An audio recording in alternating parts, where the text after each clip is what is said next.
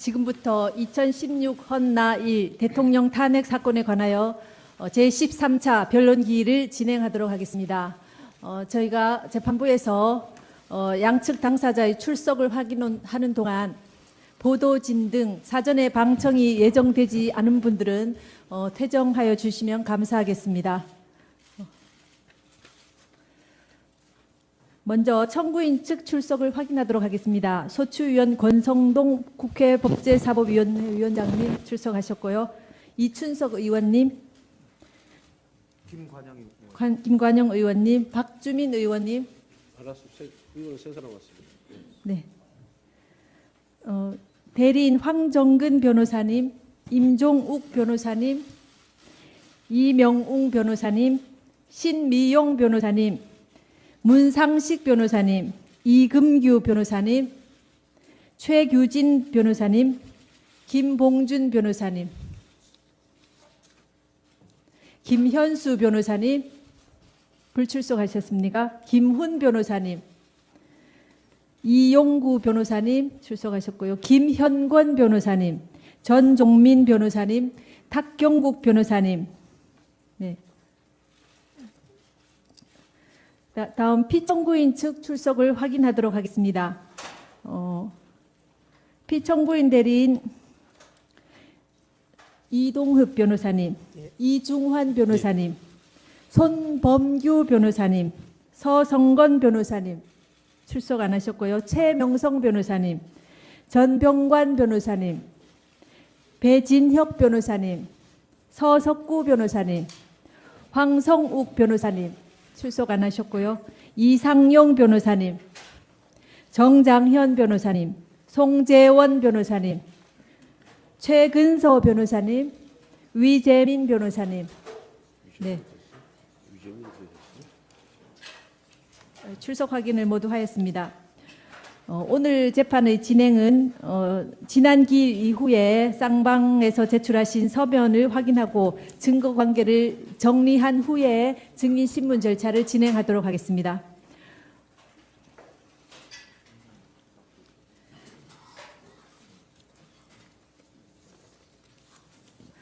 청구인 측에서는 2월 13일자 증거인부서 및 참고자료, 2월 14일자 김홍탁, 김형수 증인 관련 준비서면 제출하셨죠? 예. 네.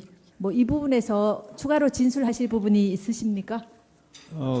오늘 아마 오후에 김홍탁 증인하고 김형수 증인이 출석하지 않는다고 불출석계를 내서 거기에 대해서 의견을 말씀을 드립니다. 김형수에 대해서는 검찰 조서가 3개가 있는데요. 그중에 1, 2회는 이미 채택이 돼 있습니다. 그리고 김홍탁에 대해서는 검찰에서 작성 제출한 진술서가 3개가 있고 김홍탁에 대한 검찰 진술 조서가 하나 있는데 요 김홍탁에 대한 조서 4개는 형식은 이제 진술서, 진술조서로 구분되어 있는데 다 검사님이 입회를 해가지고 작성된 거고 그 4개 조서가 그 진술서하고 조서가 작성될 때 변호인이 다 입회를 했습니다. 그래서 이 김홍탁에 대한 진술서 3개하고 검찰 진술조서 이 4개의 조서가 채택이 되면 뭐 김홍탁에 대해서는 본인도 아마 불출석 신고서에서 더 이상 얘기할 게 없다고 하는 것 같고 그다음에 구체적으로는 진술 내용을 보면은 주로 포레카 인수 관련 그런 부분이어서 소추 사유하고도 그렇게 직접적인 관련은 없는 사람 같습니다. 그래서 저희 의견은 김홍탁, 김형수에 대해서는 뭐 특별히 증인으로 신문할 사항이 없지 않나 해서 취소를 요청드립니다. 네. 피청구인 측에서 2월 13일자로 대표 대리인 지정 신청서를 제출하셨죠? 예. 예. 헌법재판소 심판 규칙에 따라서 이동욱 변호사님을 피청구인 대리인 대표 대리인으로 추가 지정하도록 하겠습니다. 그다음 피청구인 측에서 2월 12일자 금융거래 정보 회신에 대한 피청구인 입장에 관한 준비서면, 2월 13일자 삼성그룹 관련 주장에 대한 반박, 그다음 주심 재판관님 성명 요구 사항에 대한 답변에 관한 준비서면 2개를 제출하셨죠. 예. 그다음에 같은 날짜 증거조사 결과에 대한 의견서, 그다음에 같은 날짜 증인 신청서를 제출하셨죠. 예. 네. 지금 제출하신 문건과 관련해서 추가로 진술하실 부분 있으십니까? 예. 네, 간략히 진술해 주십시오. 예.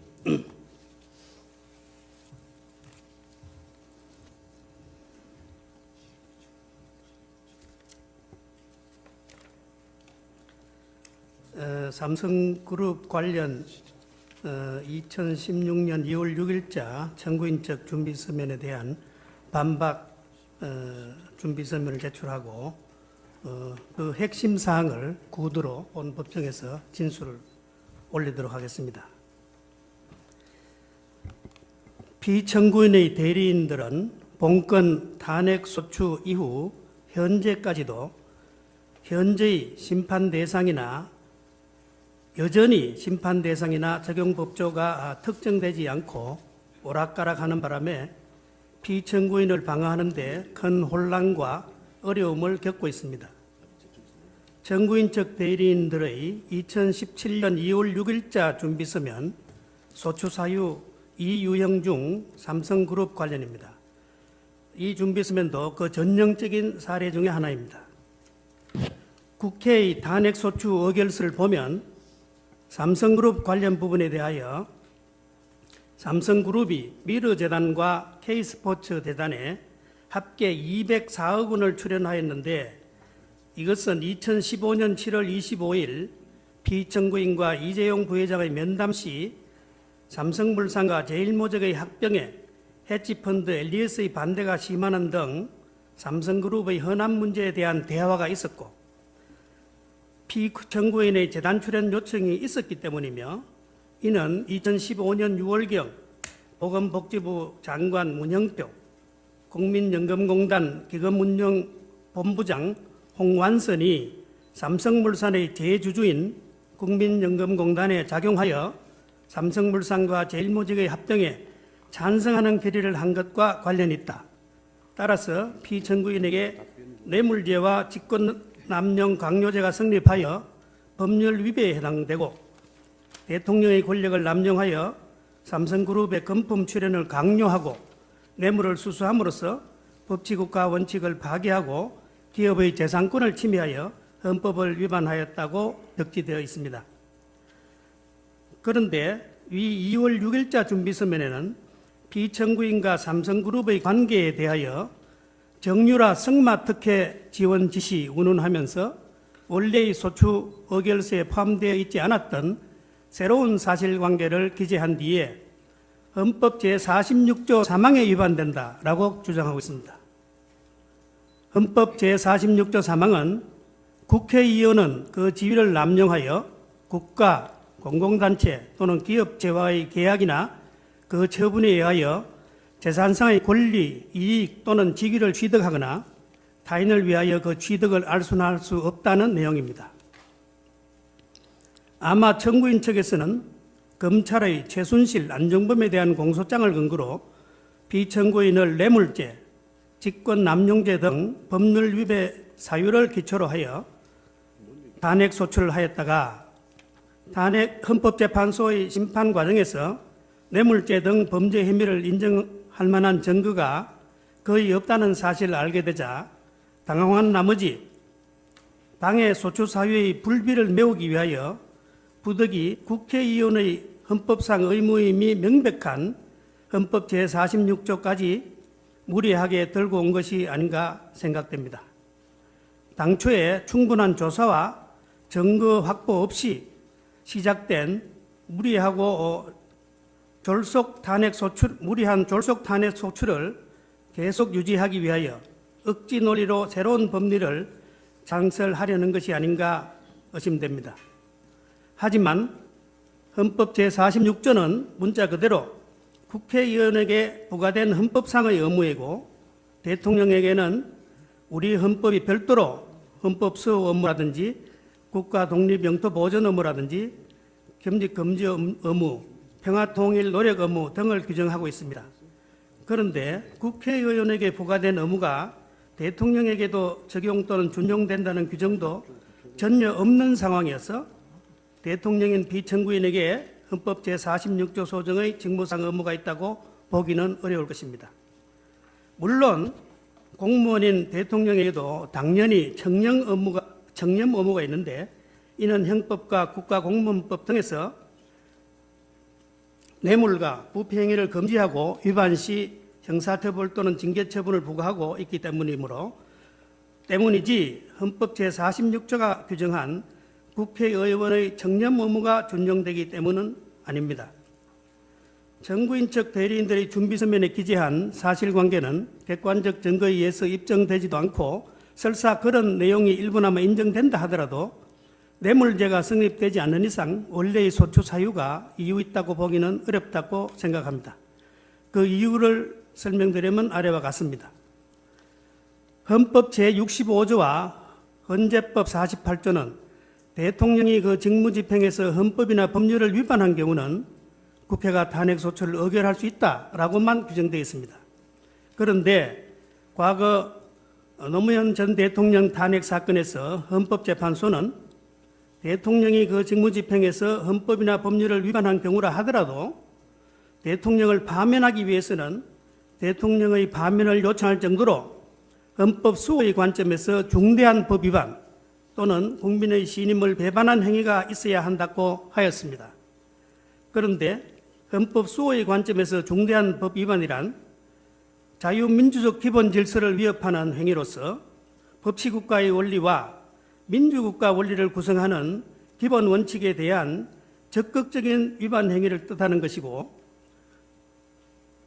대통령의 파면을 요청할 정도로 국민의 신임을 배반한 행위란 예컨대 뇌물수수, 부정부패, 국가의 이익을 명백히 행하는 행위가 그 전형적인 예라고 하면서 그 사례로서 대통령이 헌법상 부여받은 권한과 지위를 남용하여 뇌물수수, 공금횡령 등 부정부패를 하는 경우라든지 공익실현의 의무가 있는 대통령으로서 명백하게 국익을 해야 하는 활동을 하는 경우라든지 대통령이 권한을 남용하여 국회 등 다른 헌법기관의 권한을 침해하는 경우 등의 그런 경우에는 대통령이 자유민주적 기본 질서를 수호하고 국정을 성실하게 수행하리라는 믿음이 상실되었기 때문에 더 이상 그에게 국정을 맡길 수 없을 정도에 이르렀다고 보아야 한다고 판시한 바 있습니다.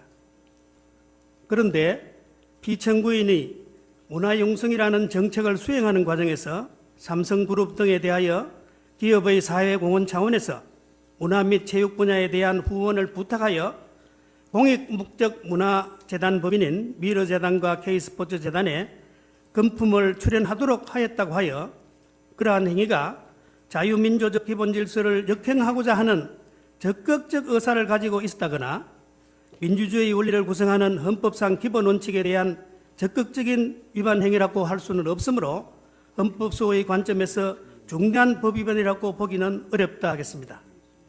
한편 피청구인의 위와 같은 행위가 부정부패나 국가의 이익을 명백히 해야 하는 행위가 아니면 명백하므로 삼성그룹 관련 소추 사유가 뇌물수수의 법률 위배에 해당한다는 점이 입증되지 않은 이상은 국민의 신임을 배반한 행위로서 대통령을 파면할 사유가 되기는 어렵다고 하겠습니다.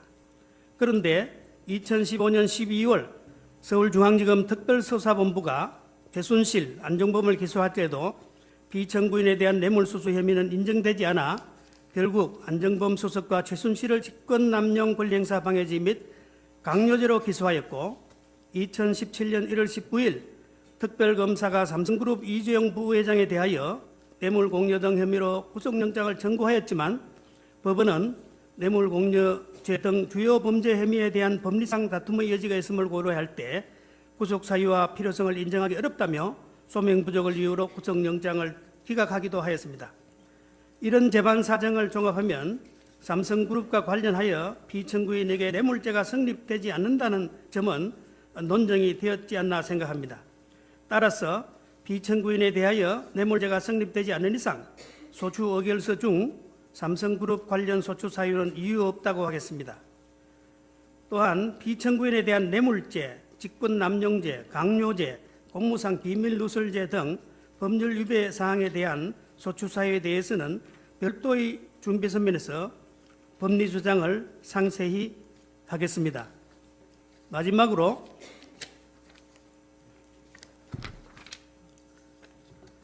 피청구인은 대통령 취임 이후 형제 자매마저 부정부패에 연루될 것을 우려하여 청와대에 출입하지 못하도록 조치하였고 주변 감독에 나름대로 엄정하게 대처했습니다. 상식적으로 보더라도 1천만 명 이상의 국민들이 직접 투표로 선출하여 대통령에 취임한 피청구인이 가족도 아닌 제3자를 위하여 신성한 대통령의 지위를 남용한다는 것은 상상하기 어렵다고 하겠습니다.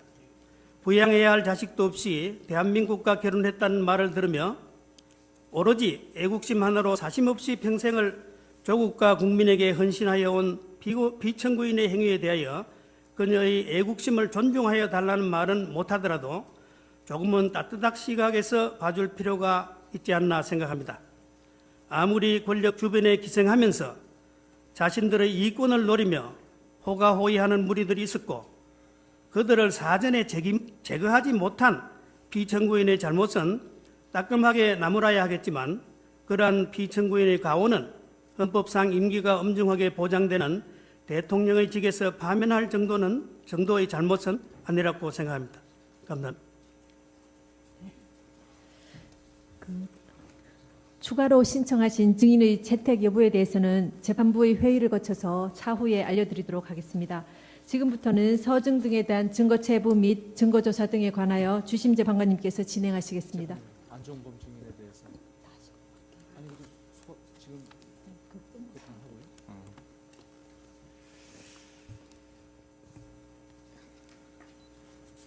예, 이동욱 변호사님이 오셔서 이제 변론을 하시니까 정말 좀 이제는 형사 재판 같지 않은 모습이 보여지는 것 같습니다. 그동안은 너무 이 사건이 지금 대한민국 대통령의 탄핵 여부를 다루는 엄중한 사건인데 마치 무슨 대통령이 피고인인 것처럼 재판이 진행이 돼서 매우 안타까웠습니다. 근데 앞으로는 그런 모습이 좀 아니도록 진행이 되었으면 하는 그런 바람입니다.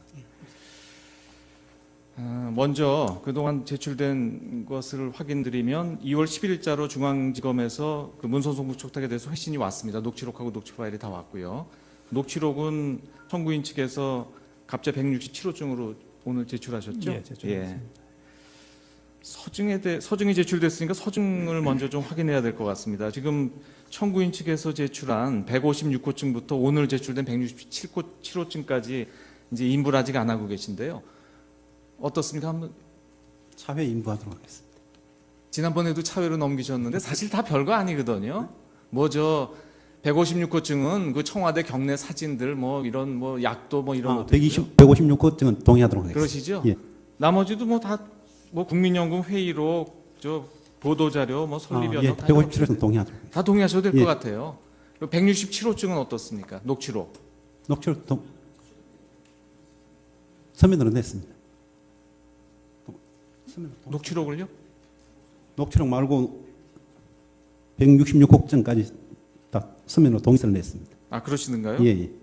의로증 동의. 오늘 제출된 녹취록에 대해서도 동의하도록 하겠습니다. 그러시죠? 예. 네, 그렇게 하시면 될 것 같고요. 의로증에 대해서도 지금 의제 20호증부터 29호증까지는 다 동의한다고 예. 서면으로 내주셨고요.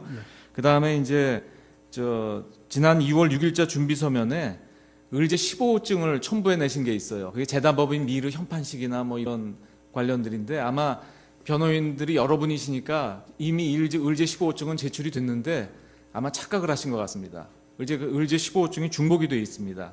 그래서 그 재단법인 미르 관련된 의제 15호증은 의제 30호증으로 정정하시면 될 것 같습니다. 예, 그렇게 해주십시오. 그러시죠? 예. 그 2월 6일자 준비 서면에 제출된 첨부된 의제 15호증이라고 예. 기재된 게 있습니다. 그게 뭐 예. 재단법인 미르 관련된 뭐 보도 자료하고 현판식 사진인데 다 동의하셔도 예, 될 것 동의합니다. 같습니다. 예. 그래서 지금 그러면 오늘까지 제출된 가포증과 의로증에 대해서는 지난번에 증거조사된 것을 제외하고 아직 증거 인부가 안 된 부분은 양측에서 모두 동의한 것으로 정리하겠습니다. 그리고 증거조사는 지금까지 우리 관례대로 이미 다 읽으신 것이기 때문에 일일이 제시하지 않고 각자 열람하신 것으로 대체하고자 하는데 이해 없으시죠? 예, 이해 없습니다. 그럼 서증조사는 이렇게 해서 마치도록 하겠습니다. 증인 안봉근 씨가 출석을 못 하신다고 이렇게 하신 것 같은데요. 예. 네. 어제 오전까지만 해도 출석할 거라고 기대를 했었는데 오후에 출석하지 않겠다고 이제 연락이 왔습니다. 철회하시는 걸로 예, 정리하시죠. 처리하도록 네. 하겠습니다. 증인 안봉근 씨는 그럼 철회하는 것으로 정리를 하겠습니다.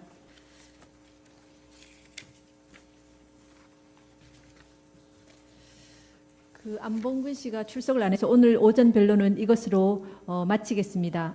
그 휴정한 후에 오후 2시부터 변론을 계속 진행하도록 하겠습니다. 2시는 아니죠. 아, 참. 그 김홍탁 증인도 2시에 지금 출석을 못한다고 불출석 사유서를 제출하셨습니다. 그래서 2시 기일을 3시로 변경해서 3시부터 이 증인 심문 절차를 진행하고 오후 재판을 진행하도록 하겠습니다.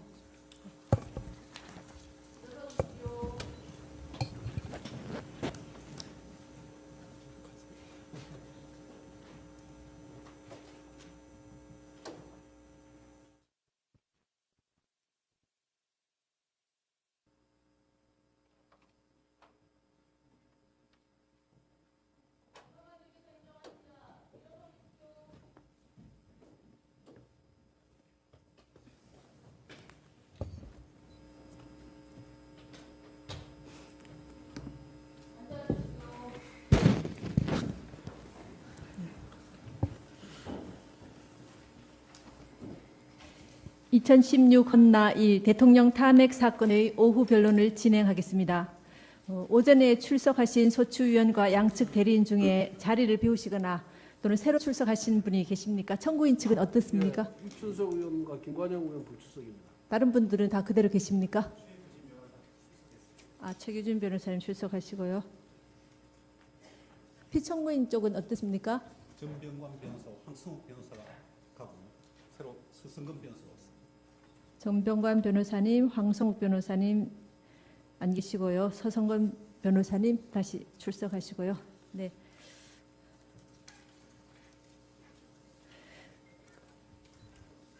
그 증인 신문 절차로 들어가겠습니다. 이기우 씨 나오셨습니까? 네, 나오십시오.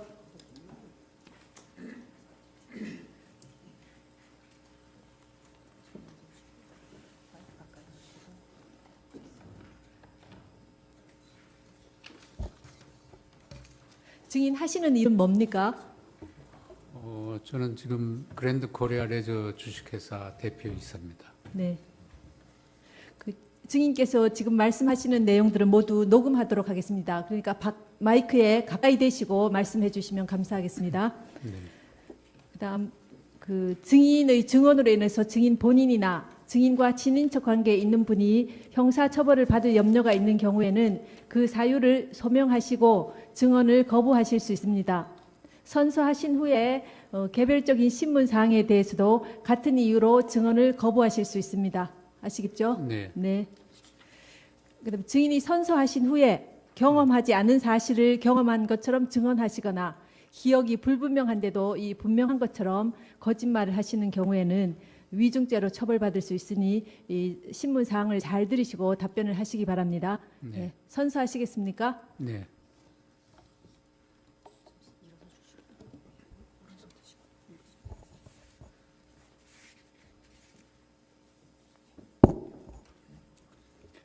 선서 양심에 따라 숨김과 보탬 없이 사실 그대로 말하고 만일 거짓말이 있으면 위정의 벌을 받기로 맹세합니다. 증인 이기우. 네, 앉으십시오. 피청구인 대리인 쪽에서 어느 분이 신문하시겠습니까? 최명성 변호사 신문하겠습니다. 네. 신문 시간은 어느 30분 정도 정도. 예상하십니까? 30분요? 네. 그러면 지난번에 저희가 말씀드린 것처럼 그 조서를 그대로 확인하시거나 또 뭐 반복해서 소추 사유와 직접 관계 없는 것들을 반복해서 신문하는 부분들은 가급적 지양해 주시고 신문해 주시기 바랍니다. 네, 알겠습니다. 네, 신문하십시오. 예, 신문 시작하겠습니다. 네. 증인 현재 그랜드 코리아 레저 대표이사로 재직 중이라고 아까 말씀하셨죠? 네. 그 지금부터 그랜드 코리아 레저는 GKL이라고 표현하겠습니다. 네. 그 증인은 행시 19회로 1977년에 임용되어 근무하다가 2010년 8월 그 주중 한국 대사관 홍보공사로 명예퇴직하신 거죠? 네. 홍보공사로 재직하다가 들어와서 네. 몇 개월 있다가 명예퇴직했습니다. 이후에 그 한국 카지노업 관광협의회 상근 부회장으로 근무했고 2015년 11월부터 GKL 대표이사로 취임했죠. 네. 그 GKL은 한국관광공사의 자회사로 외국인 전용 카지노 세븐럭을 운영하고 있죠. 네. 그 GKL은 카지노 산업을 활성화시키고 그 이익금으로 관광 인프라 구축 등 사회공헌 활동을 위해 설립된 공기업이죠. 네. 그 GKL은 구체적으로 어떤 사회공헌 활동을 하고 있습니까? GKL은 지금 창립 한 11년 정도 됐는데요.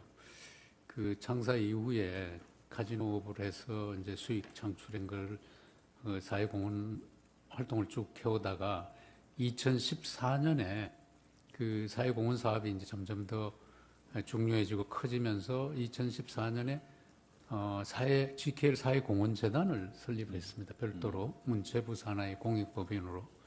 그래서 이제 2014년부터 지금까지는 사회공헌 사업을 GKL 본사에서는 거의 안 하고 그 사회공헌재단에서 주로 수행을 하는데 그 사회공헌 사업은 이제 주로 그 사회공헌재단의 정관에 보면 관광, 문화, 체육 분야에 그 취약 계층 지원이라든가 그 다음에 그 인재 육성 사업 또 지역의 취약 계층 지원 이런 사업들을 주로 하고 있습니다.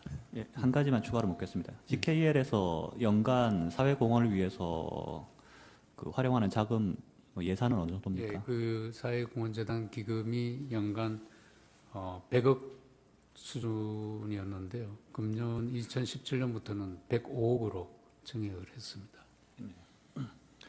사만 묻겠습니다. 그 전임 임병수 대표이사 시절 GKL에서 장애인 수영팀을 창단하려고 준비 중이었다고 하는데 그런 사실이 있습니까? 제가 이제 2015년 12월부터 실질적으로 근무를 했는데 근무하고 한 달 좀 지나서 업무 파악하고 이제 업무 보고 받는 과정에서 그 한 팀에서 이제 보고 내용의 일부로 그 스포츠팀을 그 장애인 수영팀을 창단하려는 일이 있었습니다 하는 정도로 제가 보고를 받았습니다. 그러면 현재 장애인 수영팀은 창단이 안 된 거죠? 네. 그 뭐 중단된 이유가 있습니까? 그 특별한 이유는 제가 와서 이제 제가 부임하기 전에 있었던 일이고 제가 와서는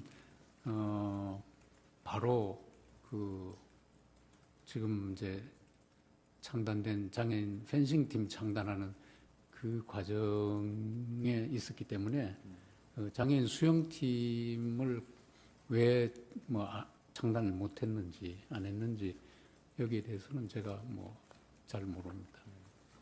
사항 질문하겠습니다.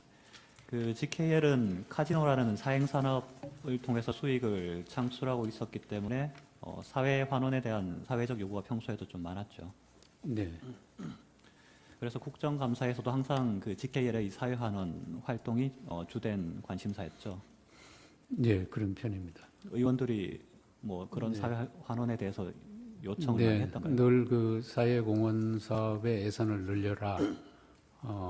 또 때로는 장애인 팀, 스포츠 팀을 창단해라 이런 요구가 있었습니다. 아까도 말씀드렸듯이 금년에 이제 100억에서 105억으로 그 증액한 이유도 그 사실은 그런 요구 사항을 반영해서 증액을 했습니다.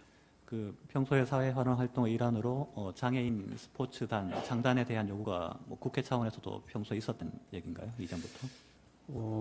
제가 있을 때 구체적으로 저한테 그런 요구한 적은 없습니다. 없으나 그런 요구가 있어 왔다는 것은 제가 이렇게 알게 되었습니다. 그 때문에 그 GKL에서 현재 모굴 스키팀을 운영 중이죠. 네, 모굴 스키팀은 창단한 지가 한 4, 5년 정도 됐습니다. 그런데 그런 사회 환원에 대한 요구 때문에 전임 그 대표이사께서도 추가로 장애인 수영단 창단도 준비하셨고 뭐 그렇게 볼 수 있는 건가요? 글쎄요, 아마 그 전체적인 뭐 흐름은 그런데 장애인 수영팀을 왜 창단하려고 그랬는지, 네. 왜 취소가 된지 그 부분은 제가 그 크게 관심을 두지 않고 모르고 네, 있습니다. 알겠습니다. 그 안종범 수석과 통화 관련해서 질문하겠습니다. 네. 증인은 2016년 1월 24일경 안종범 수석과 통화를 한 사실이 있죠? 네, 있습니다. 안종범 수석으로부터 전화가 먼저 온 건가요? 네. 그 전화가 그날이 1월 24일로 기억하는데 그날이 일요일이었습니다.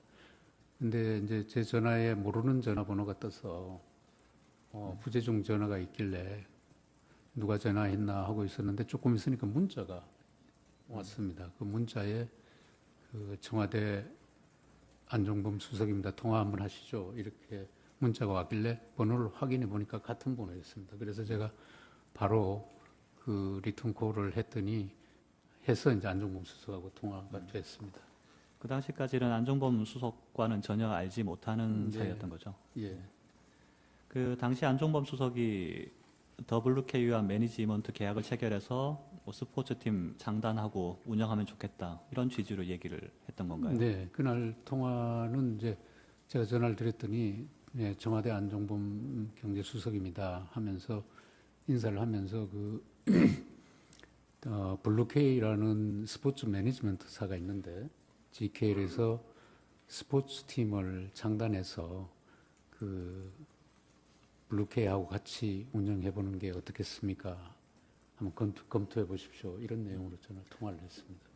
추가로 한 가지 묻겠습니다. 그 안종범 수석이 GKL의 스포츠팀 장단을 얘기한 건 뭐 이전부터 GKL에서 스포츠팀을 장단하고자 하는 그런 움직임이 있었기 때문인가요? 그런 걸 알고 하는 얘기였나요? 그는 아닌 것 그건 같습니다. 예. 다음 묻겠습니다. 그 안종범 수석이 구체적으로 뭐 배드민턴 팀, 펜싱 팀 이런 얘기를 한 건가요? 아니면 그냥 추상적으로 스포츠 팀 장단해서 뭐 해보라는 취지로만 얘기를 했던 건가요? 제 기억에는 그냥 스포츠 팀으로 이렇게 이야기한 것 네. 같습니다. 랑은 생략하고요. 그 마ang 묻겠습니다. 그 당시 안종범 수석 얘기를 들었을 때 뭐 증인도 공익을 위해 스포츠 팀 장단하자는 그런 취지에는 공감을 했던 건가요? 그런 생각보다는 그 안종범 수석이 그때 통화를 하면서 그 블루케이의 대표로 있는 조성민과 그 전화번호를 문자로 찍어주겠습니다. 이러고 전화를 끊었거든요. 네. 그래서 이제 문자가 왔는데 그 조성민 대표 이름과 전화번호가 있어서 저는 그 스포츠팀을 이 사람하고 만나서 장단할 건지 여부를 판단해야 되겠다 그런 생각이 주로 있었고 그게 주였고 그 다음에 이제 그 후로 계속 저는 이제 청와대 경제수석이 전화한 일이라 심적인 부담을 많이 갖고 있었습니다. 6강 묻겠습니다. 그 당시 안종범 수석이 WK를 어떤 회사라고 소개를 했습니까? 그냥 스포츠 매니지먼트사라고만 이야기했습니다. 그 말고는 구체적인 얘기는 따로 안 했고요. 네, 안 했습니다. 7항은 7-나항만 묻겠습니다. 당시 안종범 수석이 조성민 대표 연락처를 가르쳐주면서 조성민 대표가 어떤 사람이라는 설명도 했었나요? 아니요, 일체 없었습니다. 아, 그냥 네, 연락처만. 문자로 네. 조성민하고 전화번호 이렇게 왔습니다. 8항 묻겠습니다. 그 안종범 수석이 이 스포츠팀 장단과 WK와 용역 계약 체결 이게 그 피청구인인 대통령 뜻이라고 명시해서 이야기한 사실이 있습니까? 제 기억에는 그러지는 않았습니다. 네. 9항 묻겠습니다. 그 증인은 검찰에서 안종범 수석 얘기가 표현은 그렇게 강하지 않았습니다.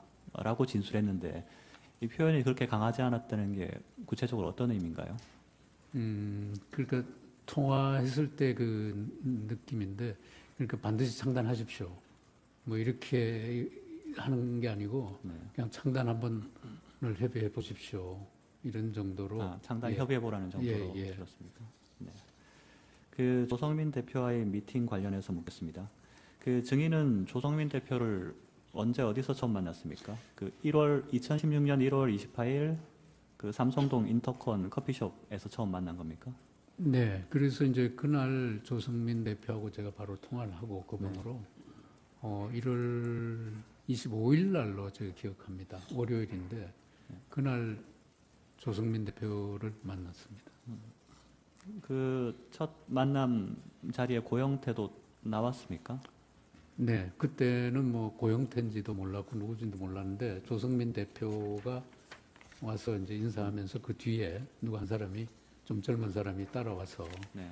같이 인사만 하고 자기 뭐 이름이나 신분을 전혀 밝히지 않고 잠시 첫날은 그냥 수인사만 하고 헤어졌습니다. 10이랑 묻겠습니다. 당시 고영태가 본인 소개를 전혀 안 했다는. 네, 안 했습니다. 그 그때뿐만 아니고 네. 그 후로 제가 몇 번을 같이 이 조성민 대표와 만났는데 일체 자기 신분이나 이름이나 뭐 이런 건 절대 밝히지 않았습니다. 않았습니까? 10이랑은 다항만 묻겠습니다. 그 고영태가 본인을 소개하지 않은 이유에 대해서 알고 있습니까? 저는 뭐 이유는 몰랐고요. 네. 조금 이상하다는 생각은 했습니다. 그 증인은 조성민 대표에게 고영태가 누군지 따로 물어보지는 않았습니까? 물어봤습니다. 뭐라고 물어봤는데 조성민 대표도 얘기해주지 않았습니다. 그래서 제가 이상하게 생각하게 됐습니다. 네. 12양 묻겠습니다.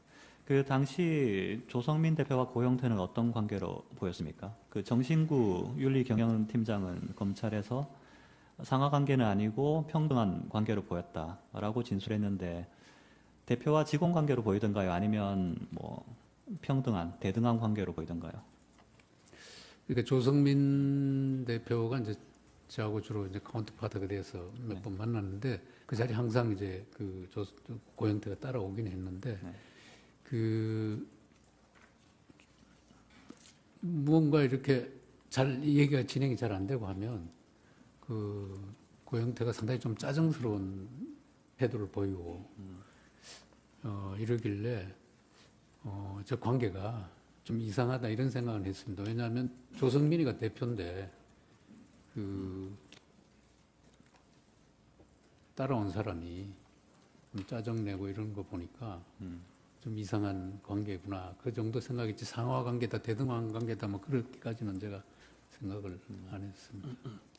그 WK의 격리를 맡고 있는 전지영이라는 사람은 검찰에서 이렇게 진술했습니다.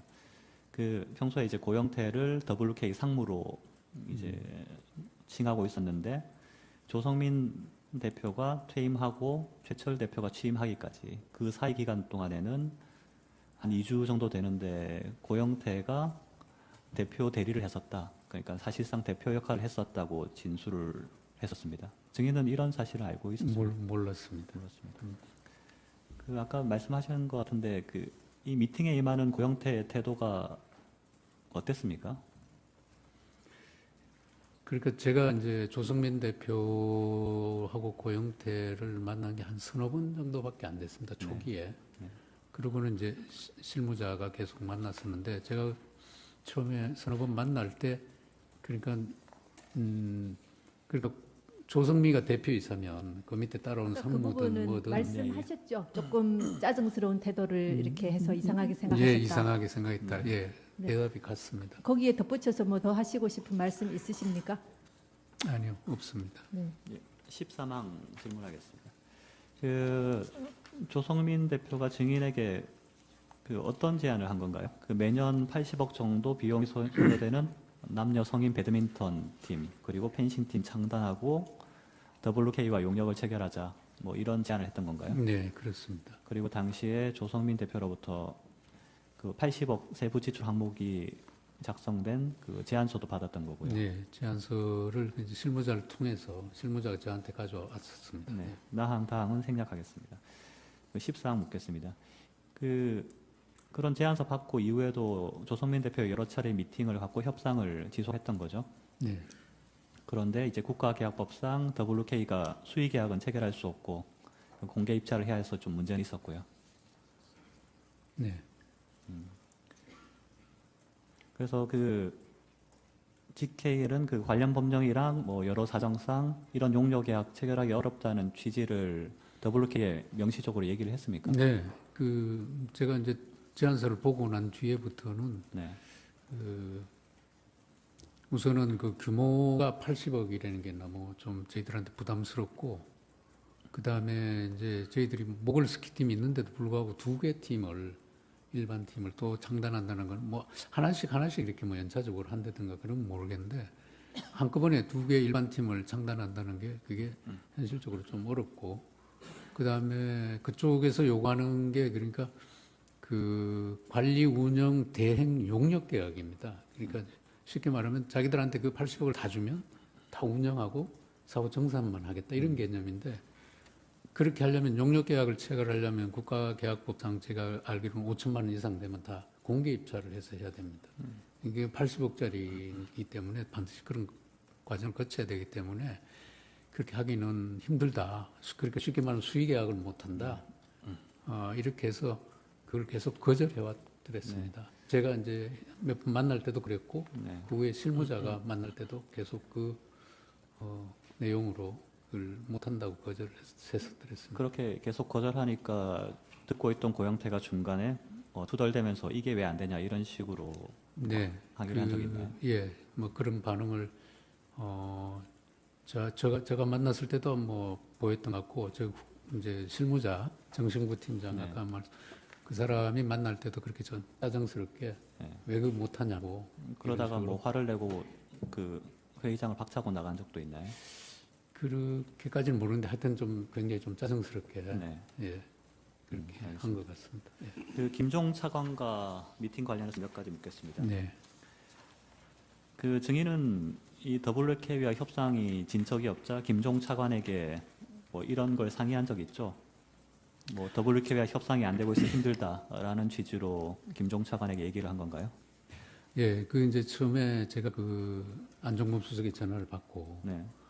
그 다음에 바로 그 블루케이에서 이제 80억 규모의 그 창단 제안을 받고, 이거는 너무 좀 규모도 크고 힘들겠다 싶어서 혼자 사실은 상당히 고민을 했습니다. 상당 기간.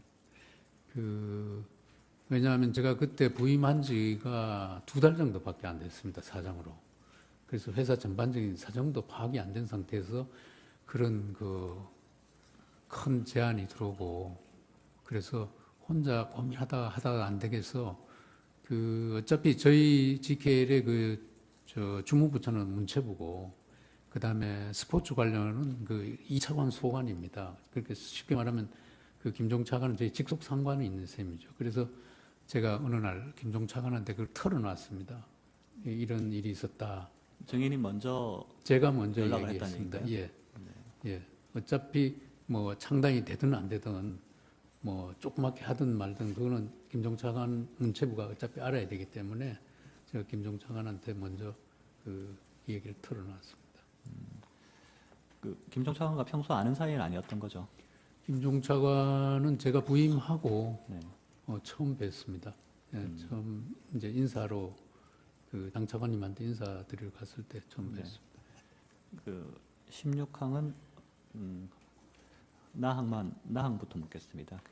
당시에 증인 얘기를 듣고 김종 차관이 뭐라고 하던가요? 김종 차관은 그 당시 이미 WK 조성민 대표를 만나서 WK나 조성민 대표를 알고 있었던 것 같은데 증인한테 그런 얘기를 했었나요? 일체 없었습니다. 그런 얘기를 일철하라고 그냥 듣고만 있었던 건가요? 제 얘기를 듣고 그래요? 제가 그럼 그 친구들 한번 볼게요. 그래요 하고 이렇게. 본인이 좀 나서서 중재를 해보겠다는 예, 그 취지로 친구들 얘기한 한번 건가요? 볼게요. 중재하겠다 뭐 이런 얘기보다 한번 보겠다. 예, 그렇게 얘기했습니다. 다항입니다. 김종 차관이 안종범 수석에 대해서는 따로 얘기를 하지는 않았습니까? 네, 안 했습니다. 증인은 어쨌든 그 당시에 김종 차관한테 얘기를 할 때 안종범 수석으로부터 연락이 왔다는 얘기도 한 거죠. 예, 이렇게 했습니다. 17항 묻겠습니다. 조성민 대표는 2016년 2월 25일 김종 차관이 GKL과 협상이 잘 진행되지 않는 걸로 알고 있는데 장애인 펜싱 팀을 창단하는 게 어떠냐라는 취지로 제안을 했다고 합니다. 이런 사실 알고 있었습니까? 저는 몰랐습니다. 당시 김종 차관이 그 조성민 대표한테 바로 장애인 펜싱팀으로 하라고 제안을 한 건지 아니면 그런 겁니까? 아니면 뭐 증인과 그 조성민 대표 사이를 여러 번 오가면서 그냥 중재 역할을 한 겁니까? 아마 제가 이제 그 일반 팀 2개를 창단을 못하겠다고 그러면서 그 조성민 대표한테 만약에 GKL이 창단한다면 우린 장애인 팀을 하나 만드는 게 좋겠다. 장애인 팀을 만들면 만들지 일반 팀은 이렇게 크게 못 만든다. 이런 제안을 제가 몇 번 한 적이 있습니다. 그리고 아마 그 얘기도 김종 차관한테 제가 했지 않나 싶습니다. 예. 그래서 김종 차관이 그걸 조성민 대표에게 전달한 것 같다라는 건가요? 예. 뭐 제가 아까 말씀드린 게 그게 맞다면 아마 그렇게 이루어진 것 같습니다. 그 다음 묻겠습니다. 그 언론에는 김종 차관이 증인에게 뭐 적극적으로 가이드라인을 제시했다, 뭐 이런 식의 기사가 나오는데 증인이 조언을 구한 겁니까? 아니면 김종 차관이 증인에게 어떤 가이드라인을 제시를 한 겁니까? 그게 이제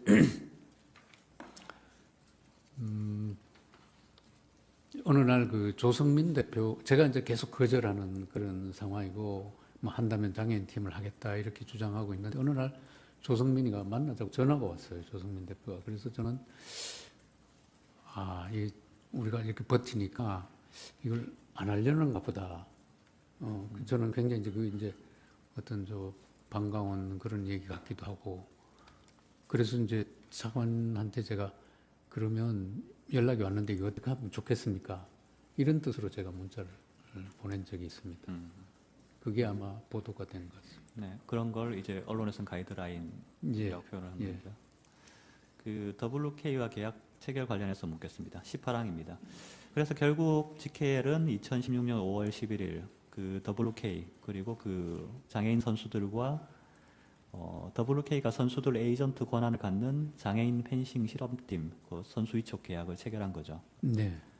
그래서 계약에 따라 그 장애인 펜싱 선수들 3명에게 각 2천만 원씩 전속 계약금이 지급됐고요. 네, 선수들한테 줬습니다. 예. 그 50%는 이제 WK가 가져가는 구조였죠. 근데 그거는 저희들이 처음에는 전혀 몰랐습니다. 예. 그 나중에 이제 나중에 알고 보니까 검찰 조사 다 이제 계약 체결할 때 계약서에 그런 내용을 저희들 계약에는 그런 내용이 없습니다. 네. 예. 19항 묻겠습니다. 그 당시 WK는 장애인 선수들 통장도 가지고 있었다고 하는데 증인 이러한 사실 알고 있습니다. 저희 전혀 몰랐습니다. 그 WK 경리 전지영은 이런 얘기를 했습니다. 그 장애인 선수들 통장을 최철 대표의 금고에 넣고 관리하고 있었는데 이후에 그걸 고영태한테 전달했다. 그런데 이유는 이제 그 이후에는 그 통장이 어떻게 됐는지 알지 못한다. 이런 취지로 진술했는데 증인은 이런 사실을 모르나요? 네, 모릅니다. 저는 그 통장이 있는지도 모릅니다. 그 GKL 소속 선수들 월급 통장인데 그 따로 GKL에서는 전혀 몰랐던 겁니까? 아니요. 제가 알기로는 월급 통장은 별도로 선수들이 갖고 있는 걸로 알고 있습니다. 예, 전속 계약금 통장. 예, 전속 계약금도 보내주고 봉급도 보내주는 네. 통장. 그 통장을 WK가 관리했다는 사실을 전혀 몰랐다는 말이죠. 예, 몰랐습니다. 네. 그 GKL은 이 계약을 작년 8월경에 해지를 했죠. 네. 그 해지한 이후에 이제 고영태가 이 선수들한테 지급돼야 될 3천만 원을 돌려줬는지 여부에 대해서는 따로 확인한 바가 있습니까? 없습니다. 이상입니다. 네. 네. 송 변호사님, 어떤 사항 신문하시겠습니까?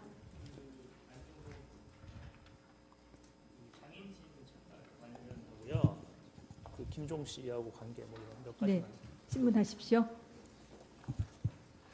그 2015년에 그 GKL에 장애인 팀 창단하라고 공문이 온 거 기억하시나요?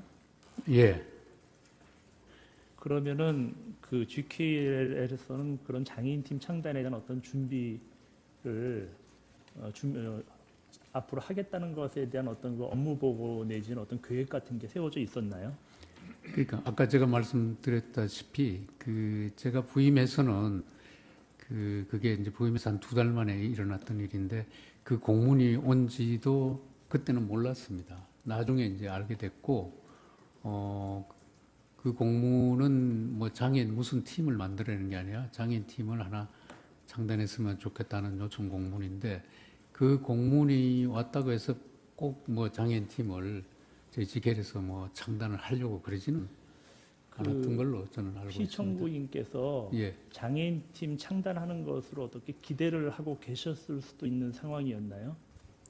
글쎄 거기까지는 제가 잘 모르겠습니다. 예, 알겠습니다. 그리고 아까 표현이 그렇게 강하지 않았다고 말씀하셨는데 예. 검찰에서는 실질적인 압력이었다는 말을 덧붙이셨어요. 예. 그 표현은 증인이 하신 건가요? 아니면 검찰 수사가 제가 그렇게 얘기를 했습니다. 그 의미는 뭔가요? 그러니까 표현은 이렇게 굉장히 부드럽게 수석이 했지만 실질적으로는 제가 굉장히 부담을 느끼고 그랬습니다. 그 김종 씨가요 이런 말을 했어요. 그 증인께서 어려워하는 것을 보고 도와주려고 했다. 그 당시 상황이 맞습니까?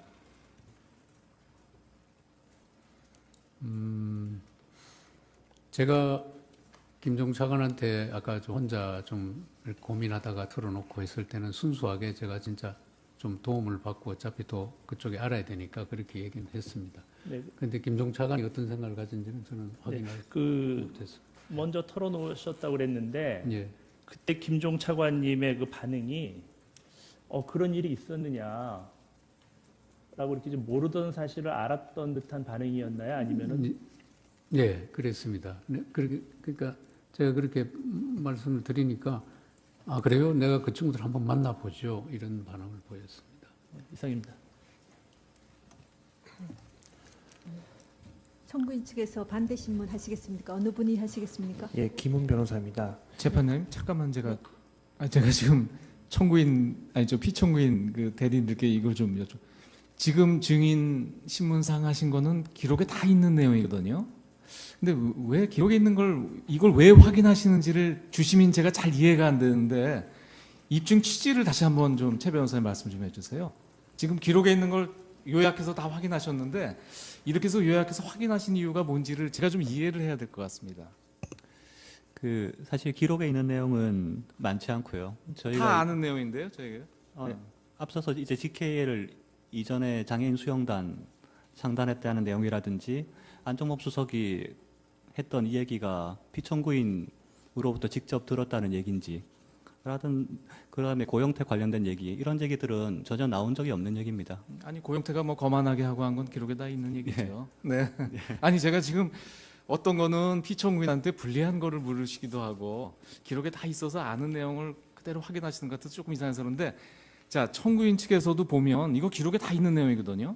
그걸 그대로 확인하신 거라 뭐 크게 반대 신문은 중복 안 되게 좀 해주세요. 예. 신문하십시오. 예, 주신문 중에 한 가지만 물어본 다음에 이제 준비한 반대 신문 사항을 하겠습니다. 아까 전에 GK에서 이게 사행 산업을 통해 수익을 창출하고 있어서 사회 환원에 대한 사회적 요구가 많다고 이렇게 진술하셨었는데요. 이 GK에서 그 사회 환원을 할 때 어떠한 절차에 의해서 이게 진행이 되는지 혹시 간략하게라도 알고 계신가요? 예, 제가 사회공헌재단 사업은 제가 뭐 속속들이는 모르지만 그 일반적인 그 지원 절차는 여러 가지 형태가 있습니다. 그러니까 예를 들면 공모 사업도 있고요. 공개적으로 공모 사업을 신청받아서 심사를 거쳐서 하는 경우도 있고, 그다음 기획 사업도 있고 여러 가지 형태가 있는데 예를 들면 이제 공모 사업 같은 경우는 이제 신청이 들어오면 그거를 저희 그 재단 산하에 사업심의위원회라고 있습니다. 그 사업심의위원회에서 타당성 검토, 그 다음에 뭐 다른 기관에서 중복해서 지원하는지 여부 이런 거 등등 다 따져보고 결정을 해서 지원을 하게 됩니다. 예, 알겠습니다.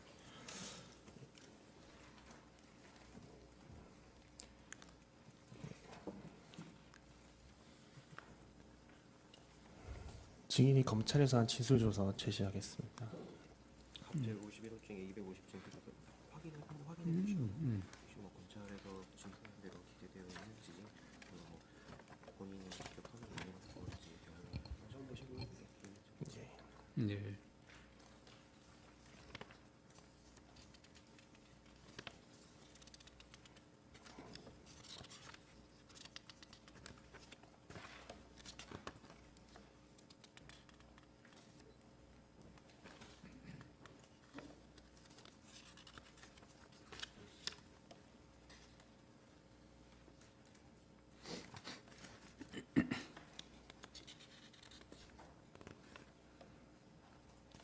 예, 맞는 것 같습니다. 네. 증인은 검찰에서 조사받은 다음 그 진술조서를 열람을 하고 그 진술한 내용대로 기재된 것을 확인한 후에 서명 또 무인하였죠. 네. 당시 증인은 변호인의 조력을 받은 상태에서 조사를 받은 것으로 보이는데 맞는가요? 저희 이제 사내 변호사가 예. 같이 갔습니다. 2, 3, 4번 같이 물어보겠습니다. 증인은 그러니까 2016년 1월 24일경 안종범 경제수석으로부터 처음 연락을 받고 나서 그때가 이제 GK에 입사한 지 2개월밖에 안 된 시점이었잖아요. 네. 근데 이 청와대 경제수석이라고 하는 사람으로부터 갑자기 이렇게 WK랑 뭐 이런 스포츠팀 창단 이런 요구를 듣고 어떠한 생각이 들었었나요? 그 굉장히 좀 심적 부담을 느꼈습니다. 뭐 그때 구체적으로 뭐 어떤 생각이 들었나요? 아, 이건 뭐 해야 되는가 보다 이런 생각을 했습니다. 네, 알겠습니다. 증인이 GKL에서 일하면서 이 청와대로부터 비슷한 취재 요구를 받은 사실이 있나요? 그 일 외에는 없습니다. 예. 증인은 이제 정신구 윤리경영팀장이 GKL 처음 창단부터 지금까지 근무한 사실을 알고 있지요. 네. 그 정신구 팀장. 네. 그러니까 GKL이 창단했을 때부터 일했던 거 알고 계신가요? 글쎄, 거기까지는 제가 예. 혹시 그 정신구 팀장으로부터 그러니까 이런 사건과 비슷한 뭐 청와대로부터 요구를 받은 적이 있다고 뭐 말하는 사실이 있나요? 뭐 그런 거 들은 적이 있나요? 정신구 팀장이 예. 그런 부탁을 예. 그건 없을 겁니다. 예.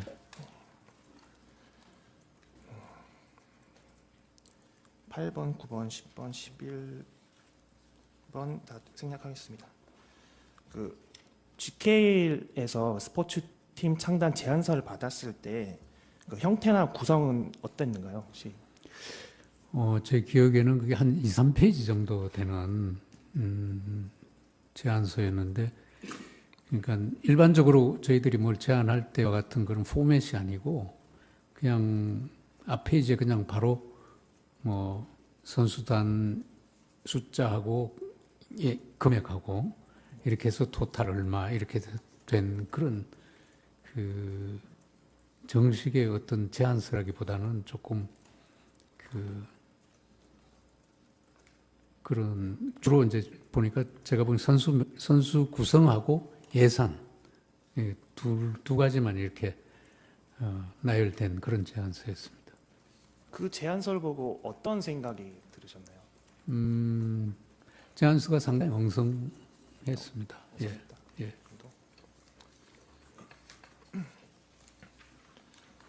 14, 15번 생략을 하고 16번 가겠습니다. 뭐 GKL에서 보면은 어쩌면은 이런 WK의 제안서가 뭐 아까도 뭐 무리한 제안서였다 이렇게 말씀하셨는데 이걸 단칼에 자르지 못한 이유가 뭐 있나요? 그거는 뭐 청와대 수석 전화를 받았기 때문에 그랬습니다. 17번 생략하겠습니다. 18번, 19번, 20번, 21번 다 생략하겠습니다. 22번, 23번, 24번 생략하겠습니다. 이제 증인이 이제 GKL이랑 WK랑 이제 협상 과정을 계속해서 이제 김종 차관한테 보고한 것으로 보이는데요. 그렇게 계속 보고한 이유가 있나요? 특별한 이유가? 그러니까 이제 아까 제가 말씀드렸듯이 처음에는 좀 혼자 어떻게 해보려다가 안 되고 뭐 걱정이 되고 해서 이제 김종 차관한테 결국 보고를 하고 그 다음에 조금 있다가 이제 장애인 스포츠팀으로 이게 압축이 돼 갑니다. 그러니까 장애인 스포츠팀 창단하는 과정에서는 제가 김종 차관한테 자주 보고도 하고 어떻게 하면 창단할 수 있는지 그런 자문이라고 그럴까 뭐 그런 것도 받고 지침도 받고 그렇습니다. 증인이 김종 차관한테 보낸 문자 메시지 하나만 보여드릴게요.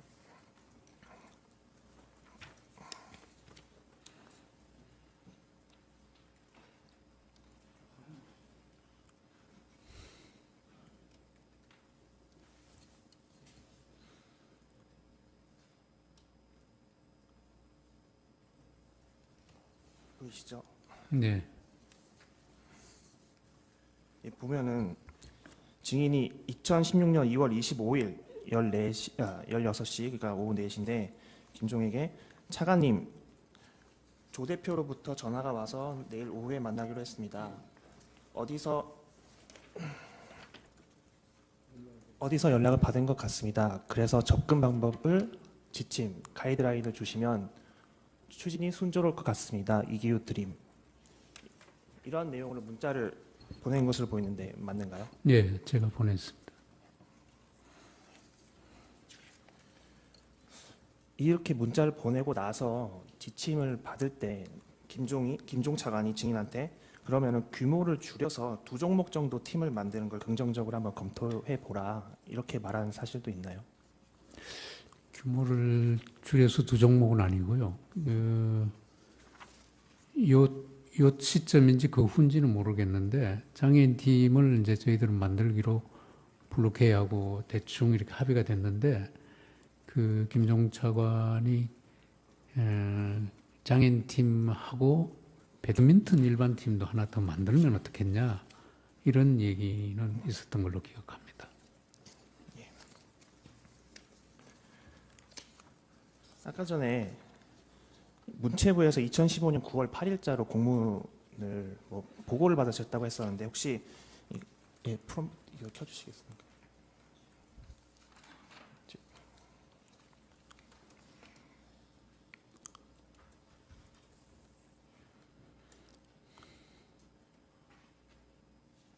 혹시 이러한 공문 본 적 있으신가요? 네.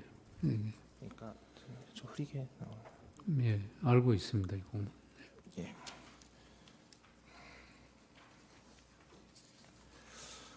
31번 생략하겠습니다.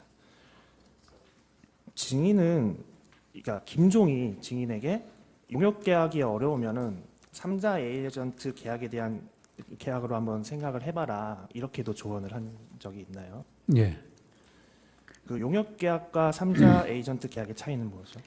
그러니까 이제 용역 계약이라는 거는 아까 말씀드린 대로 관리 운영 대행 계약, 대행 용역 계약인데 그러니까 모든 경비를 그쪽 에이전트한테 주고 그쪽 에이전트가 선수 관리하고 모든 걸 하고 그 예를 들면 저희들이 10억을 주면 그 10억을 사후에 정산하는 개념이고 저희들이 이제 모글스키단도 그렇게 운영을 안 했는데 저희들이 직접 이렇게 집행을 합니다. 매 사업을 훈련 그 국제대회 참가 이런 것 등등 저희들이 집행하고 하는 건데 그러니까 용역 대행 계약은 아까 말씀드린 대로 그게 만약에 5천만 원 이상 되면 저희들이 수의 계약을 못 하게 되어 있습니다. 그래서 장애인 스포츠팀도 그게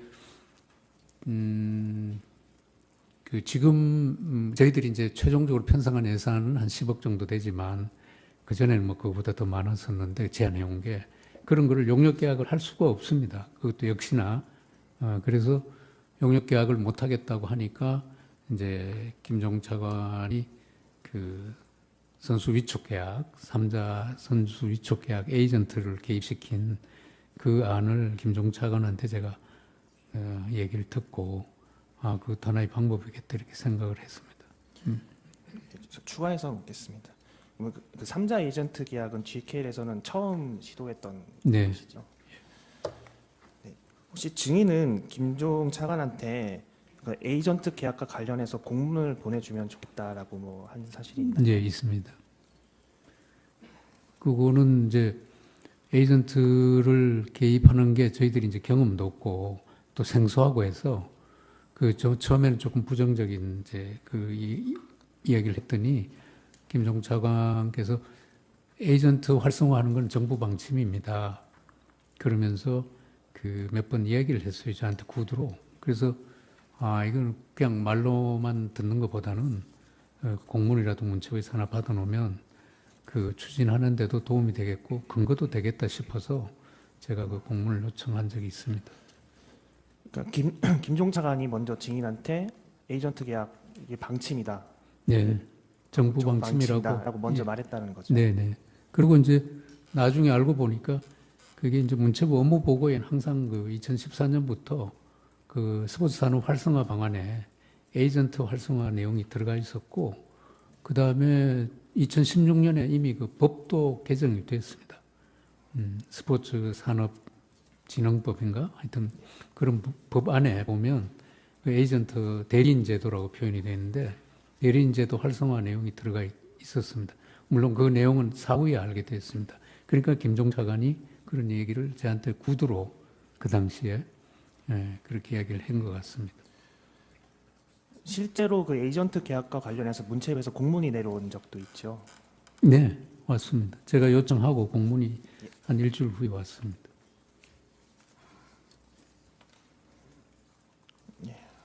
나머지는 다 생략하겠습니다. 더 신문하실 사항 없으시죠? 네, 그러면 저희 재판부의 재판관님들께서 질문을 드리도록 하겠습니다. 새로운 사실이 나온 게 없어서 특별히 여쭐 건 없는데요. 그냥 네. 궁금한 거 한두 가지만 여쭙겠습니다. 예, 지금 WK는 종전에 전혀 모르던 회사를 예, 이제 안정범 수석한테 말씀을 듣고 이제 처음 만나보신 거죠? 예, 그 직원이 만나보신 그 조성민 대표하고 또 이름은 몰랐지만 같이 나왔던 고용태라는 사람 그리고 여직원 하나 이렇게 3명밖에 없는 회사라는 건 혹시 아셨습니까? 몰랐습니다.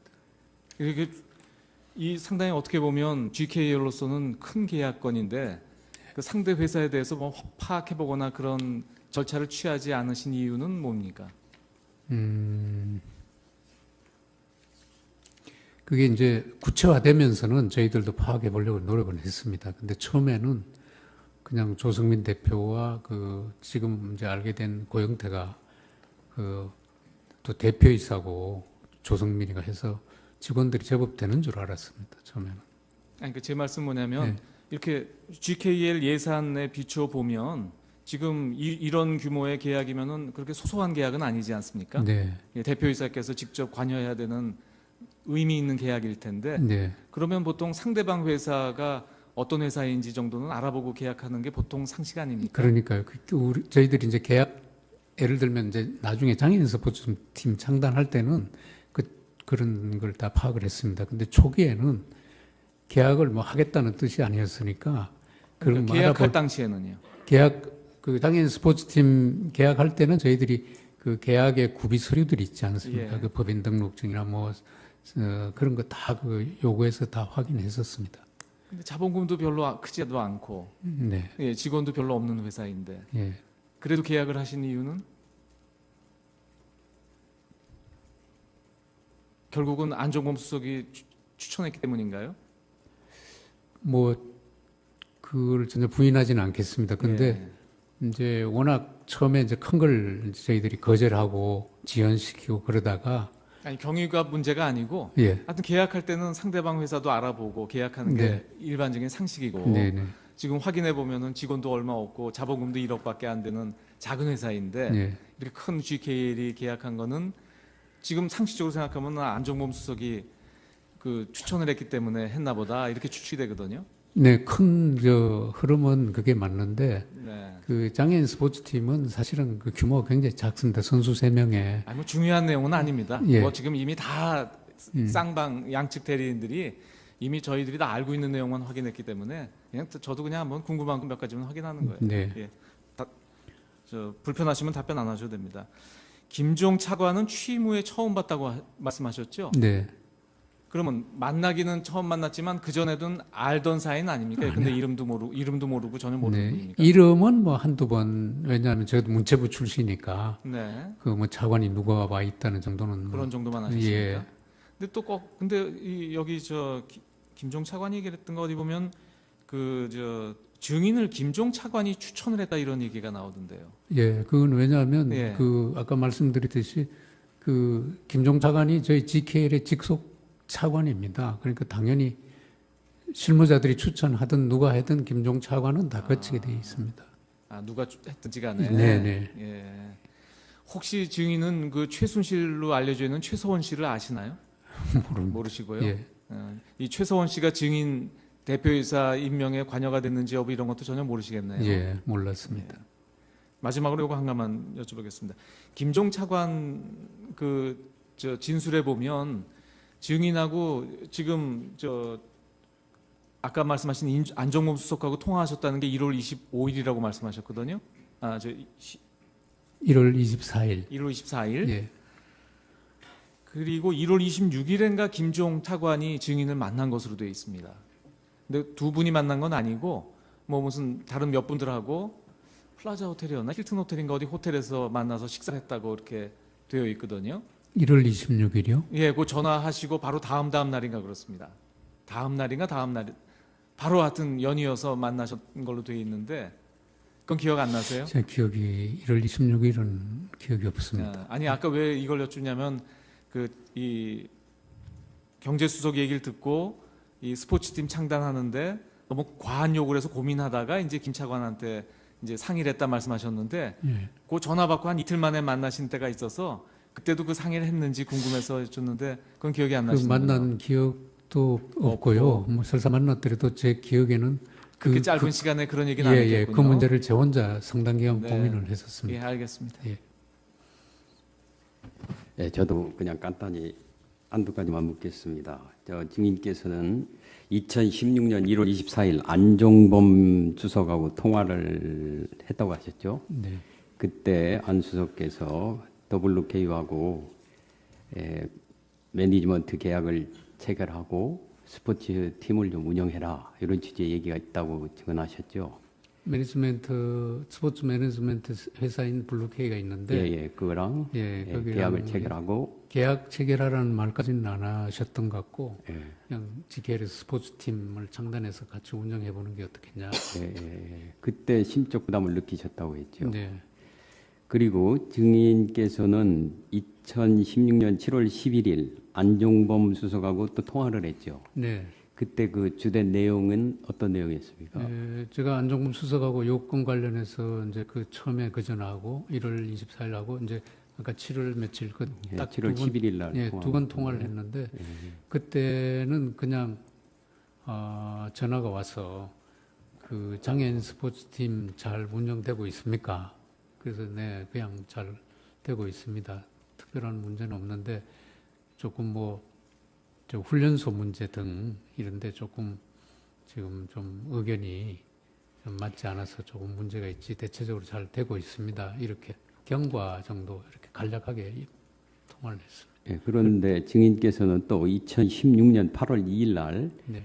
GKL하고 WK하고 에이전시 계약을 해제했다. 네. 이렇게 증언하셨죠. 네.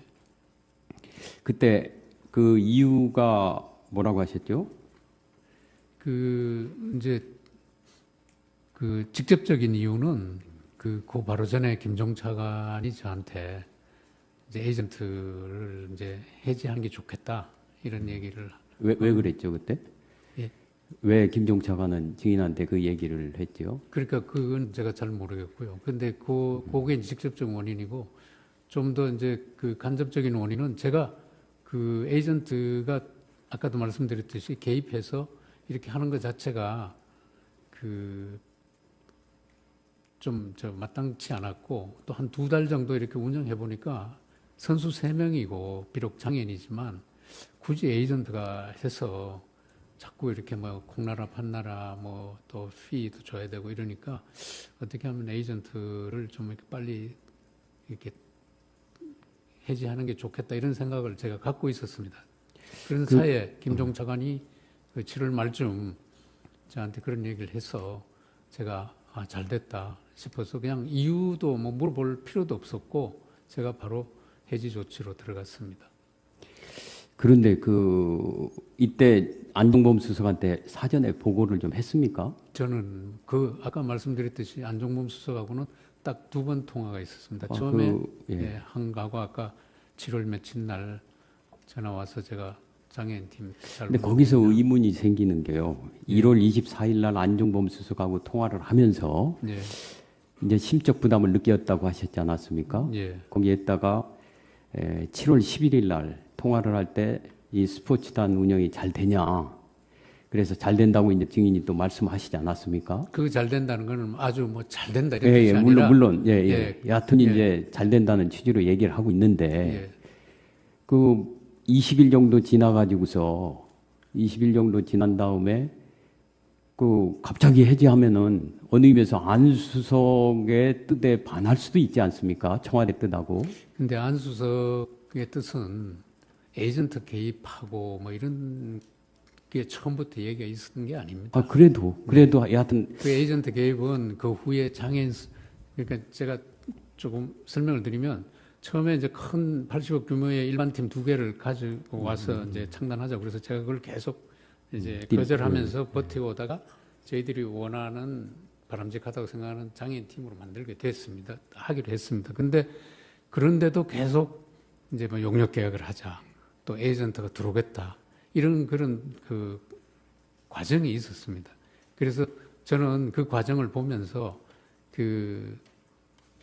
결국은 에이전트도 이제 마지막 들어왔는데 그 에이전트 개인마저도 저는 조금 못마땅하게 생각했기 때문에 그 안종범 수석하고 에이전트하고는 그렇게 연결이 사실은. 아, 그래도 여기에 뭐 물론 에이전트랑 그렇다 하더라도 이 더 블루케이랑은 안 수석이 하여튼 얘기를 하지 않았습니까? 잘 운영을 해봐라 이런 취지로.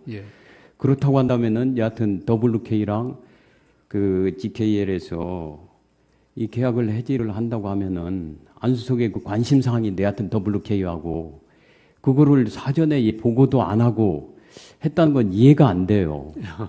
저는 그 안 수석의 처음에 창단하려는 굉장히 부담을 갖고 쭉 해왔지만 그때쯤 에이전트 해지할 때쯤에는 그 에이전트 해지하는 게 저는 더 저한테는 그럼 7월 그쯤에서 미리 얘기를 7월 11일 날 통화할 때 잘 되고 있느냐 스포츠 그 운영이 그때 좀 얘기 좀 해갖고 이런 좀 문제가 있다 그런 얘기를 하는 게 더 맞지 않나요? 그때까지는 제가 안종범 수석한테 이야기하고 싶지 않았습니다. 그냥 뭐 그런 대로 잘 돼갑니다 이 정도로. 그런데 왜 갑자기 20일 정도밖에 안 돼가지고서 그 아무 얘기도 없이 해지를 해요? 제 생각은 그래서 7월 11일 날 안종범 수석이 이제 그때 뭐 이제 최순실 씨 이런 게 이제 보도가 언론에 되니까 그 좀 문제가 있기 때문에 그 안 수석이 실질적으로 아까 뭐 그 밖으로는 그런 표현을 했을지 모르겠지만요 실질적으로는 이 WK하고의 에이전시 계약을 해지하라 이런 취지로 전화한 것이 아닌가 하는 의문이 가서 그렇습니다. 아닙니다. 그건 전혀 아니고요. 그냥 잘 돼 가는지 물었고 제가 이제 몇 가지 이야기하니까 네 알겠습니다 이렇게 하고 끊었습니다. 잘 알았습니다.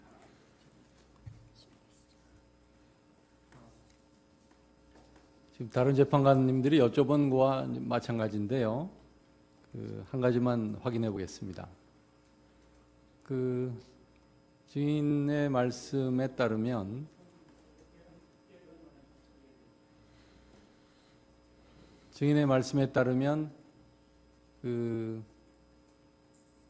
이 GKL은 이제 관광공사의 자회사이죠. 네. 그리고 관광공사는 문체부 산하에 있는 기업이죠. 네. 그러면 청와대에 관련된 기관이 있으면 교문수석실이 관련된 기관이죠. 네. 그러면 그 경제수석인 안종범의 이 지시를 받거나 협조 요청을 받을 관계는 아닌 거죠. 엄격히 보면 좁은 의미에서 보면 그럴 수 있는데 저는 그때는 뭐 경제수석도 그런 지시를 할 수 있다 이런 생각을 했습니다.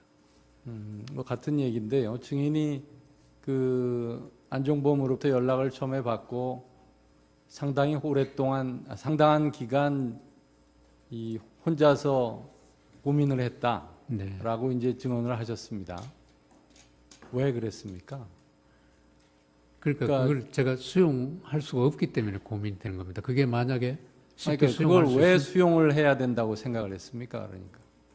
그러니까 이 교문수석실에서 온 연락도 아니고 경제수석이 연락을 한 것인데 그걸 왜 증인이 오랫동안 고민하고 수용할지 말지에 대해서 생각을 한 건가요? 그러니까 저는 교문수석이든 경제수석이든 청와대 수석 전하고, 그리고 그게 너무 이제 그러고 보니까 블루케이스 가져온 안이 그게 너무 좀 과하고 수용할 수 없어서 고민이 됐던 겁니다. 그리고 그게 두 개가 이제 합쳐져서. 이 청와대의 수석들은 가장 주된 업무가 대통령을 보좌하는 것이잖아요. 네. 이 교무수석실을 통하지 않고 안종범 수석이 증인에게 그 같은 협조 요청을 했다는 것은 그 안종범 개인의 협조 요청이라고 생각을 했습니까? 그렇게는 생각 안 했습니다. 그 대통령의 협조 요청이다 이렇게 증인은 받아들였나요? 대통령이라기보다는 경제수석으로서 청와대에서 이렇게 추진하려는가 보다 이렇게 생각을 했습니다. 그럼 청와대라는 것은 뭘 의미하는 겁니까? 수석 개인입니까? 대통령까지 포함된 그런 기관, 국가기관인가요? 제가 왜 증인이 생각하는 건 뭡니까? 저는 왜냐하면 안종범 수석이 뭐 이 대통령 지시다 이랬으면 제가 이제 분명할 텐데 그런 말은 안 한 걸로 지금 기억이 됩니다. 그래서 이게 경제수석 얘기고 청와대에서 이런 무슨 움직임이 있나 보다 지시가 보다 이렇게 생각을 했습니다. 그러니까 그 경제수석 개인적인 건 아니고 경제수석이라는 지위에서 한다 하더라도 그게 증인이 그렇게 고민할 일은 아닐 거라고 생각이 되는데. 글쎄요, 모르겠습니다. 제가 이제 조그만 공기업 사장이라 그런지 모르겠는데 청와대 수석 전화를 공기업 사장이 부담을 안 갖는다. 그거는 좀 저는 부담을 가졌습니다. 네, 알겠습니다. 네. 어떤 사항에 대해서 신문하시겠습니까? 그 녹취록이 갑자기 좀 생각난 부분이 있어서. 증인에게 신문하실 네네. 사항입니까? 예. 녹취록과 관련하여서요? 네네. 좀 갑자기 어떤 생각이 나는 게 있어서. 네. 증인이 간단히 신문하십시오. 알지 모를지는 잘 모르겠습니다. 그 녹취록에 보게 되면은 그 주식회사 예상의 류상용이라는 사람도 이 GKL에 관여된 것으로 이렇게 보이는 부분이 있던데 혹시 그 협상 과정에서 뭐 유상용이나 주식회사 예상 이런 것 들어본 적 없으세요? 금시초문. 그리고 그 협상하는 과정에서 문체부 장관 정책보좌관으로 있는 최철이라는 사람 아시죠? 모릅니다. 모르세요? 네. 네. 이규 씨에 대한 신문을 이것으로 마치도록 하겠습니다. 증인 수고하셨습니다. 가셔도 좋습니다.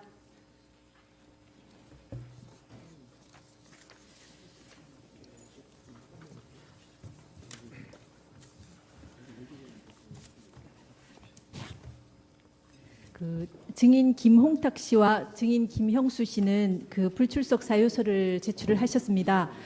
그 김홍탁 씨는 자기가 내일 형사재판, 본인의 형사재판이 있고 또 그 증인은 이 사건 탄핵심판 사건에 관련해서는 아는 내용이 없다. 그러니까 그 자기의 그 형사재판에서 제출한 변호인 의견서에 적힌 대로 그것밖에는 알지 못한다라고 이렇게 제출을 하셨습니다. 그래서 그 이 김홍탁 증인이 수사기관에서 진술하신 조서에 대해서는 저희가 지난번에 모두 증거로 채택이 되었습니다. 그리고 오늘 그 자기가 알고 있는 내용을 다시 변호인 의견서를 첨부해서 제출을 했습니다. 그래서 저희 재판부에서 보기에는 이 이상 뭐 나오더라도 증언을 하시기는 어렵지 않을까 생각되는데요. 그 변호인 의견서로 대체를 하시는 것이 어떠실까요? 저희들은 견해가 좀 다릅니다. 김홍탁은 플레이그라운드의 실질적 운영자가 최순실이라는 전제하에 사익을 취했다는 것인데 플레이그라운드의 대표인 김홍탁을 불러서 플레이그라운드 회사의 실질적 운영 형태, 이익 배분 등 실질적인 내용을 저희들은 꼭 확인하고 싶어합니다. 그러므로 김홍탁에 대한 정의는 저희들은 유지했으면 좋겠습니다. 네, 알겠습니다. 그 지난 기일에 저희가 그 증인이 불출석하면 그 재판부에서 납득할 수 있는 사유가 아닌 한 재소하는 하지 않겠다고 이렇게 말씀을 드렸습니다. 지금 김홍탁 씨나 김형수 씨가 이 제출하신 사유를 보면 이 이 김홍탁 씨에 대해서 지금 신문하시고자 하시는 내용은 지금 저희가 증거로 채택한 여러 기록 조서들이나 또 신문한 증인 이런 여러 사람들에 대해 증언에 의해서 다 이 파악을 할 수가 있습니다. 그리고 김형수 씨도 재직 기간이 짧았기 때문에 이 내용은 잘 모른다고 하셨습니다. 그래서 이분들은 사실 그 핵심적인 증인이라고 보기 어렵기 때문에 저희 재판부에서 논의한 결과 이분들에 대해서는 지난번에 말씀드린 원칙 하에서 재소환하지 않기로 하고 이 증인들에 대한 증인 채택 결정은 취소하기로 하겠습니다. 그다음 어제 밤에 신청하신 증인 이진동, 최철 씨에 대해서 증인 신청을 하셨습니다. 그 증인 이진동 씨는 지난번에 한번 신청을 하셨는데 불채택이 된 증인입니다. 근데 지금 신청서를 보면 이 여러 가지 그 재단 관계나 이런 것들에 대해서 물어보시겠다고 하셨습니다. 그런데 이 재단 관계에 대해서는 직접적인 관계자들이 여러 차례 여러 사람이 나와서 이 법정에서 심판정에서 증언을 했고요. 그 서증에 의해서도 많은 부분이 이렇게 증거가 있습니다. 뭐 쌍방에 다 이렇게 유리한 부분과 불리한 부분이 다 있을 수가 있겠습니다.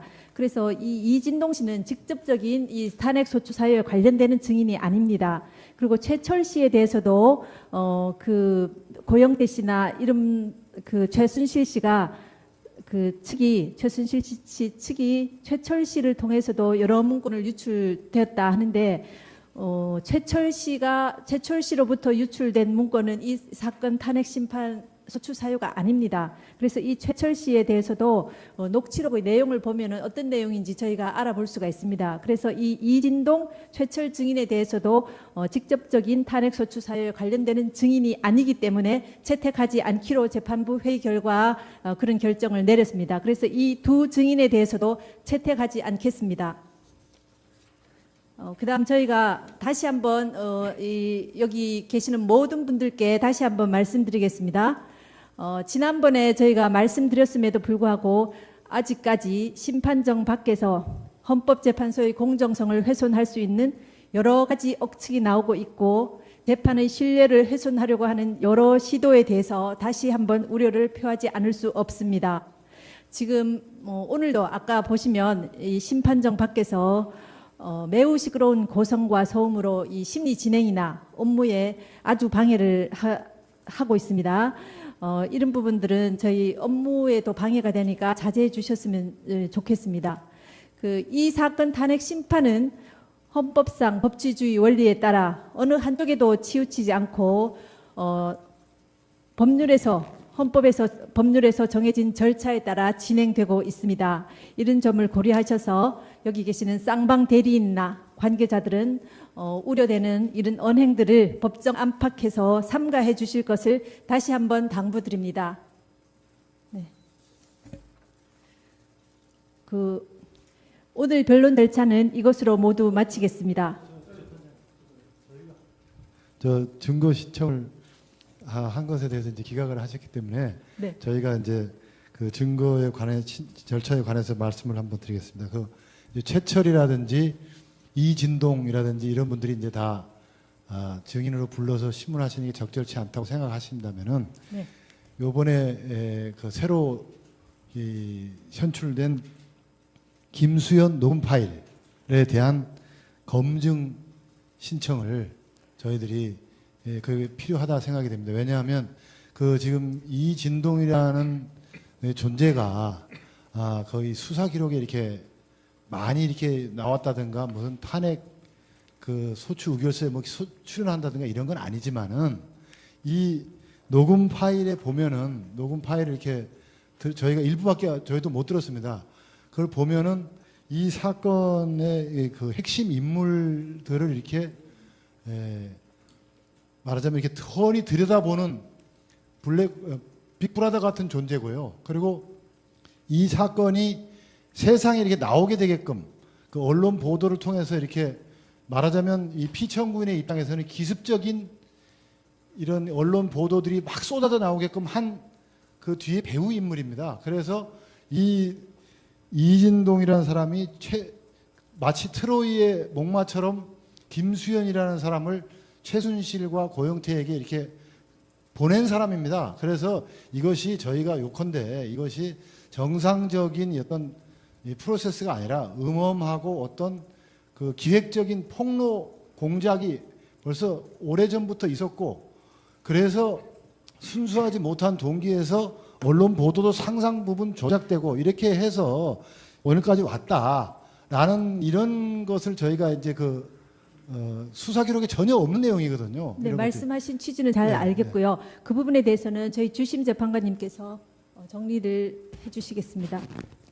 저 신청서를 내주세요. 그럼 다음에 저희들이 합의해가지고 결론을 내려드리겠고요. 지금 말씀하신 내용은 이미 청구인이 낸 증거들을 통해서 우리 재판부가 되게 알고 있는 내용입니다. 그래서 걱정하지 마시고요. 준비서면이나 이렇게 정리해 주시면 될 것 같습니다. 그러니까 다시 말씀드리지만 지금 아마 양측 대리인들이 우리 재판부를 좀 못 믿으시는 것 같은데, 저희가 기록을 증거 능력 있는 건 완전히 파악이 되어 있고요.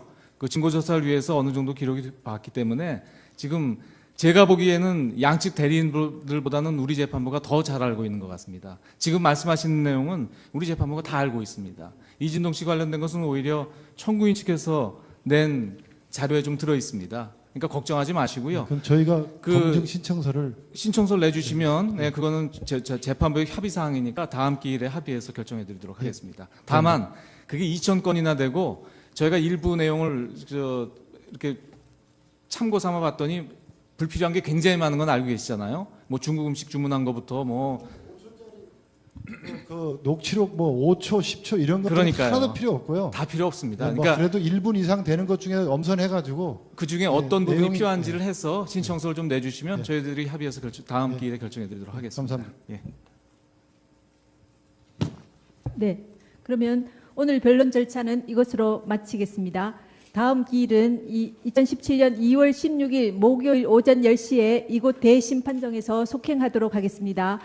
다음 변론 기일에는 지난번에 고지해 드린 것처럼 오전 10시에 증인 김영수 씨에 대한 증인 신문을 진행하고요. 오후 2시에 증인 정동준 씨, 오후 3시에 증인 이성환 씨, 오후 4시에 증인 김수현 씨에 대한 증인 신문이 예정되어 있습니다. 청구인 측 대리인께서는 증인들에 대한 신무사항을 가급적 조금 일찍 제출해 주시면 재판 진행에 도움이 되겠습니다. 소추 위원님과 대리인들 모두 수고하셨습니다.